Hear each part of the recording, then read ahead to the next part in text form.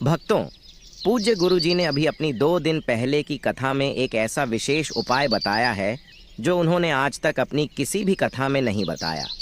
पूज्य गुरुजी ने कहा कि जब आपके हाथ तंग चल रहे हो, जब रुपए पैसे कहीं से प्राप्त ही ना हो पा रहे हो, जीवन में चारों तरफ से सिर्फ और सिर्फ परेशानियां आ गई हो, उनसे बाहर निकलने का कोई रास्ता ना दिखाई पड़ रहा हो, व्यापार फैक्ट्री, नौकरी, दुकान या कुछ भी ना चल रहा हो, चारों तरफ से नुकसान ही नुकसान हो रहा हो, तो आपको यह एक उपाय सिर्फ 1 दिन कर लेना है।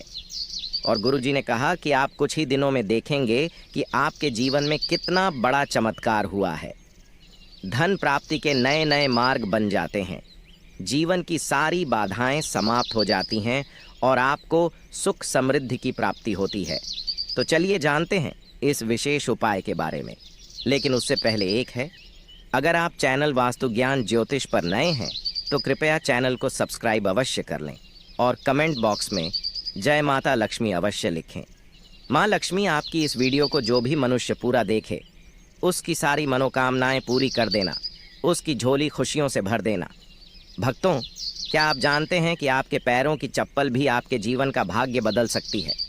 घर में सुख शांति और बरकत लाने में हमारे आसपास की हर चीज़ का बड़ा महत्व है।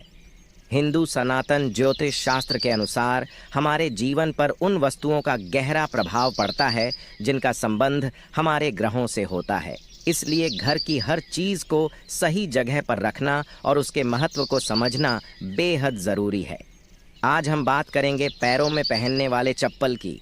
यह हमारे रोज़मर्रा के जीवन का अहम हिस्सा है, लेकिन क्या आप जानते हैं कि यह आपकी किस्मत को भी प्रभावित कर सकती है। सही तरीके से रखी गई चप्पलें घर में सुख और समृद्धि लाती हैं, जबकि लापरवाही से रखी गई चप्पलें दुर्भाग्य और आर्थिक परेशानियों का कारण बन सकती हैं। भक्तों, कहा जाता है कि किसी इंसान की चप्पल देखकर उसकी आर्थिक और सामाजिक स्थिति का अंदाज़ा लगाया जा सकता है। सही आदतें और चप्पलों की देखभाल न सिर्फ आपके भाग्य को संवार सकती हैं, बल्कि जीवन को और भी सुखद बना सकती हैं। तो आइए जानते हैं उन महत्वपूर्ण बातों के बारे में जो चप्पलों से जुड़ी हैं और जिन पर ध्यान देना बेहद ज़रूरी है। लेकिन उससे पहले अगर आप चाहते हैं कि माँ लक्ष्मी का आशीर्वाद हमेशा आपके साथ रहे, तो इस वीडियो को लाइक करें, चैनल वास्तु ज्ञान ज्योतिष को सब्सक्राइब करें और कमेंट बॉक्स में जय माँ लक्ष्मी हम पर और हमारे परिवार पर कृपा करें, हमारे दुख दूर करें, ज़रूर लिखें। नंबर 1, टूटी या पुरानी चप्पलें। आपने अक्सर देखा होगा कि कई लोगों के घर में टूटी हुई या बहुत पुरानी चप्पलें पड़ी रहती हैं। लोग इन्हें ठीक करवाने या फेंकने में देर कर देते हैं, लेकिन ऐसी चप्पलें घर में अशांति और नकारात्मक ऊर्जा का कारण बनती हैं। इसीलिए अगर आपकी कोई चप्पल टूट जाए या बेकार हो जाए तो उसे तुरंत घर से हटा दें। नंबर 2, मुख्य द्वार पर जूते चप्पल ना रखें। मुख्य द्वार घर का सबसे महत्वपूर्ण स्थान होता है, जहाँ से माँ लक्ष्मी का आगमन होता है। अगर यहाँ जूतों और चप्पलों का ढेर लगा रहेगा या गंदगी होगी तो यह माँ लक्ष्मी को नाराज़ कर सकता है। ऐसा होने से घर में आर्थिक तंगी और कष्टों का सामना करना पड़ सकता है। नंबर 3, ईशान कोण में चप्पलें ना रखें। घर के उत्तर पूर्व कोने को ईशान कोण कहा जाता है और इसे बेहद पवित्र माना गया है। इस दिशा में भगवान का वास होता है। अगर आप इस दिशा में जूते या चप्पल रखते हैं तो यह अशुभ माना जाता है। इससे घर में नकारात्मक ऊर्जा फैलती है और दरिद्रता का वास हो सकता है। नंबर 4, चप्पलें सही तरीके से रखें। अक्सर लोग चप्पल उतारते समय उन्हें ऐसे ही फेंक देते हैं, जिससे एक चप्पल दूसरी के ऊपर आ जाती है। यह एक अशुभ संकेत माना जाता है। ऐसा करने से नकारात्मक ऊर्जा का प्रभाव बढ़ा सकता है। इसलिए जब भी चप्पल उतारें, उन्हें सही तरीके से और व्यवस्थित रूप से रखें। इन छोटी छोटी बातों का ध्यान रखकर आप अपने घर में सुख शांति और समृद्धि को बनाए रख सकते हैं। यह बातें न केवल आपके जीवन को बेहतर बनाती हैं, बल्कि आपके आसपास के माहौल को भी सकारात्मक बनाती हैं। ध्यान रखें, छोटी छोटी आदतें बड़े बदलाव ला सकती हैं। अगर आपकी चप्पल उलटी हो या दूसरी चप्पल पर पड़ी हो तो यह बीमारियों का संकेत माना जाता है। इसीलिए अगर कोई चप्पल उलटी दिखे तो उसे तुरंत सीधा कर दें और अपनी चप्पल को कभी भी उलटा ना छोड़ें। नंबर 5, घर में चप्पल को दहलीज पर खड़ा करके न रखें। कई लोग चप्पल को सुखाने के लिए दहलीज पर रख देते हैं, लेकिन ऐसा करना अशुभ माना जाता है।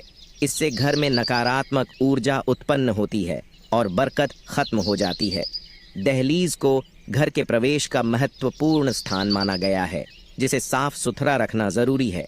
जब चप्पल या जूते दहलीज पर रखे जाते हैं तो यह न केवल घर की सुंदरता को प्रभावित करता है, बल्कि देवी देवताओं की कृपा को भी दूर कर सकता है।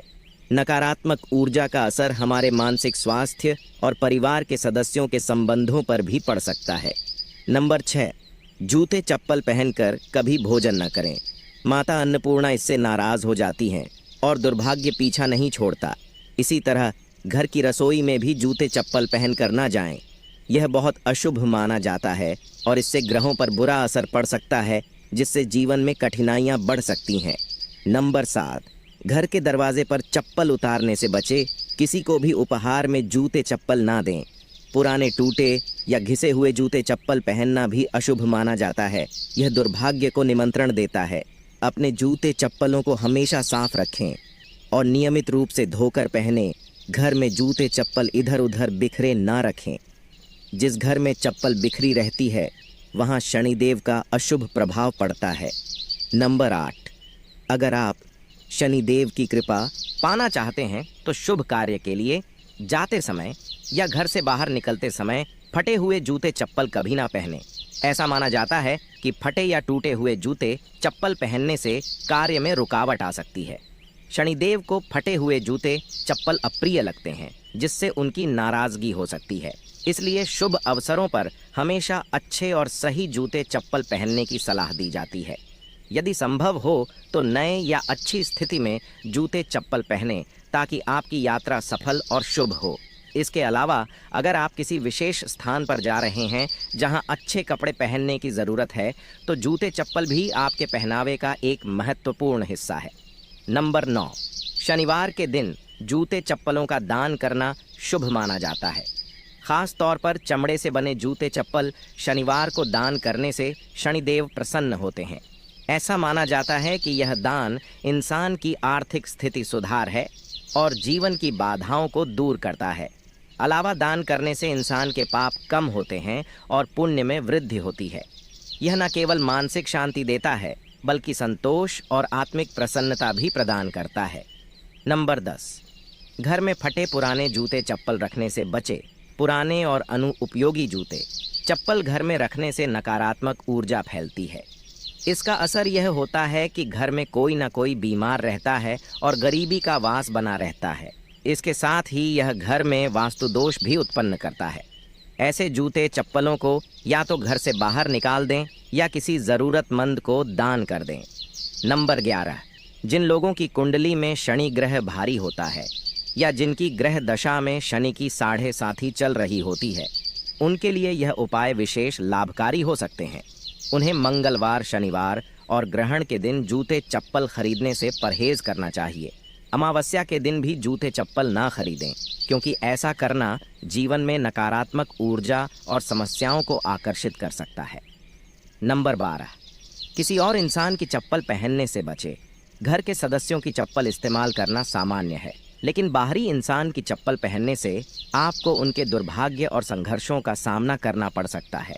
यह आदत अशुभ मानी जाती है और इसे हमेशा टालना चाहिए। नंबर 13, शनि देव को प्रसन्न करने का एक आसान तरीका है। शनिवार को काले जूते पहनकर हनुमान मंदिर जाएं।